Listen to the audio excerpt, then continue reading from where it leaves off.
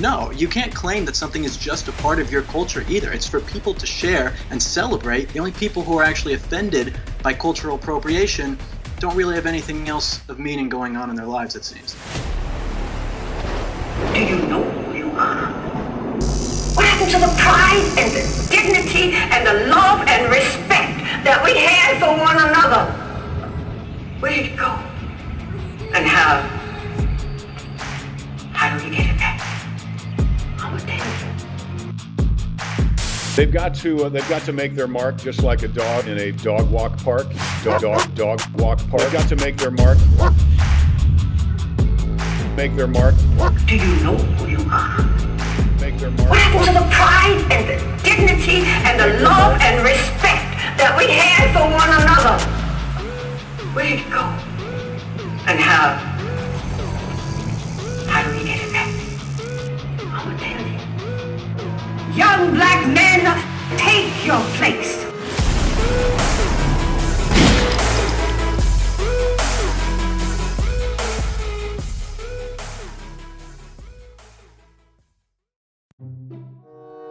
Sharing can be a beautiful thing. When people of all walks of life meet at the crossroads of culture, a wise man would be open to the possibility of learning something new from the vast array of cultures that he may come to encounter. This has been the basic principle that has driven the evolution of human civilization. When one person learns from another and expands on it, then passes it down to the next generation, which will expand on it even further, until eventually you become a combined civilization that is able to manifest marvels like the Great Pyramid of Giza. One civilization may have built 80, even 90% of a pyramid, but the contribution of another civilization is what took it all the way to 100. But when the civilization with the greatest contributions are a numerical minority, the overwhelming representation posed by the 10% contributors can often mislead the observer into overestimating the percentage of their contribution. It's 50-50, bro. Now here's a clip of something that in my experience, most Black Americans find annoying. Feel good. I knew that would never. So good. So good. I got you. And when they started clapping to the song, it gave them even more of a confidence boost.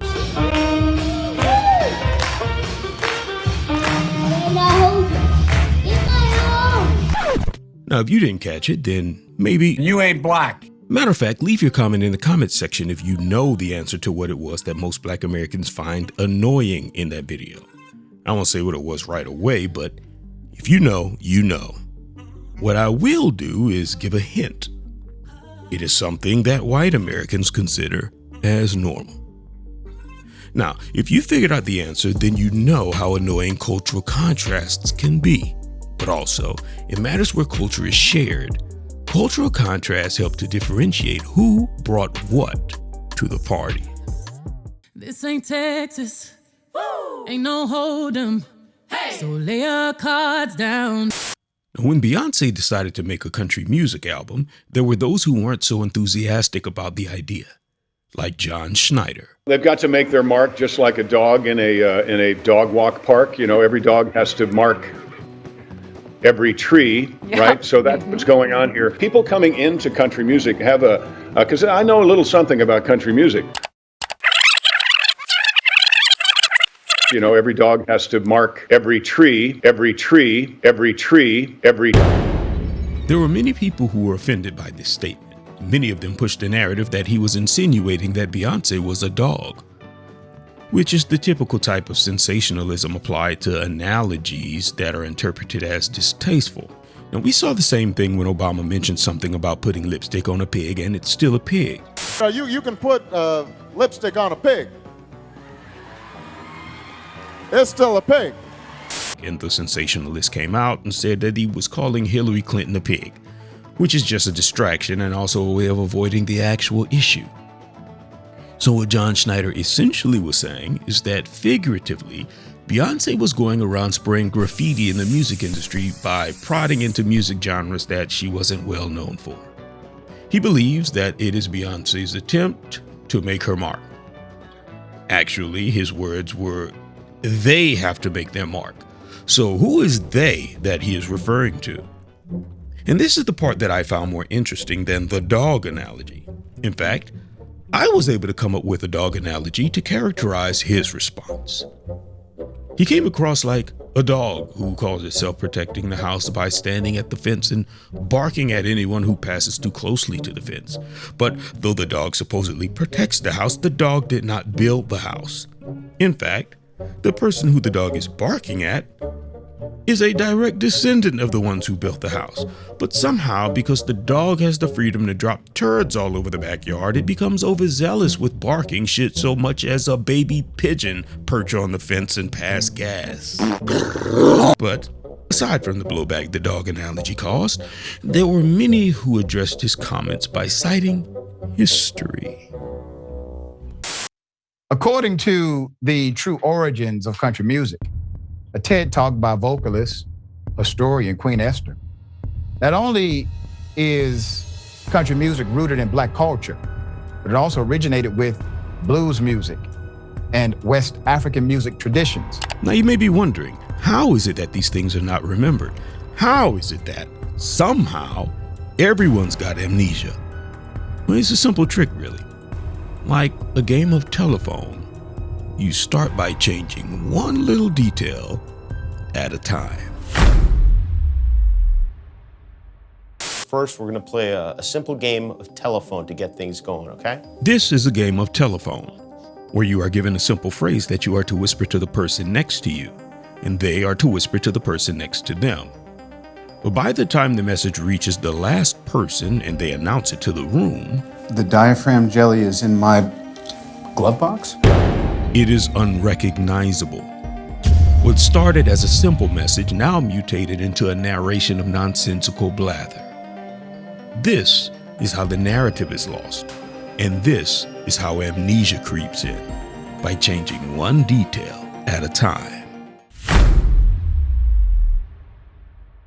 It appears that the Library of Congress has an article about the origins of country music on their website.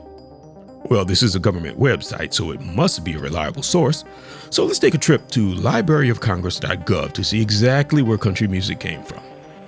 So here the article reads, Country.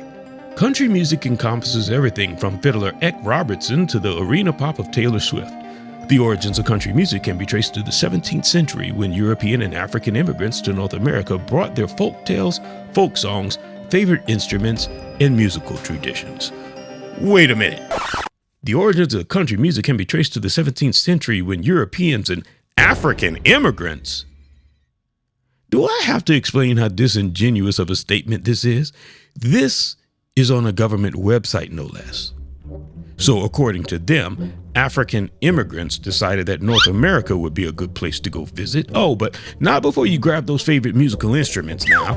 And granted, the banjo, which is one of the instruments most integral to bluegrass and country music, is derived from an African instrument.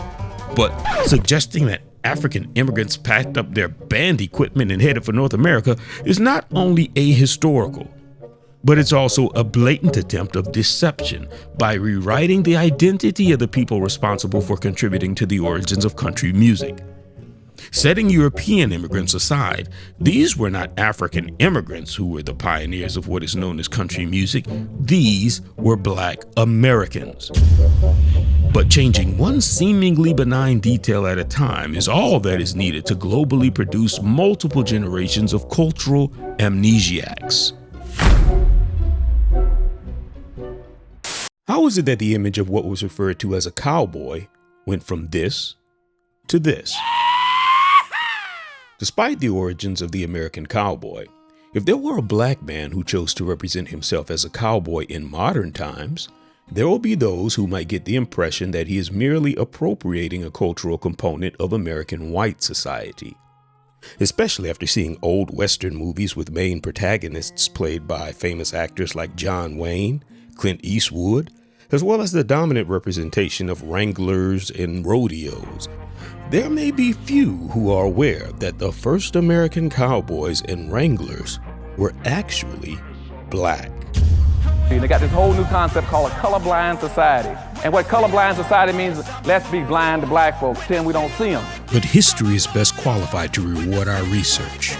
Though the world may suffer from selective amnesia, it is our history that reminds us exactly who we are.